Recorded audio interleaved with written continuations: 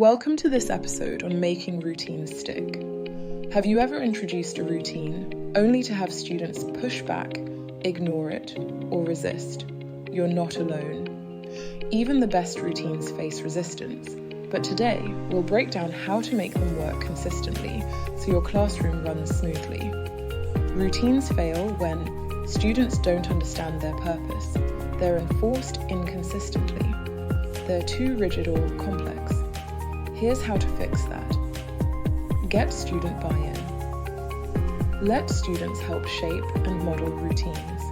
Explain the why.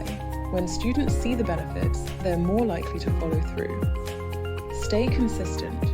Stick with it, even if there's resistance. Make it engaging. Assign student helpers and gamify transitions to boost participation. Quick win.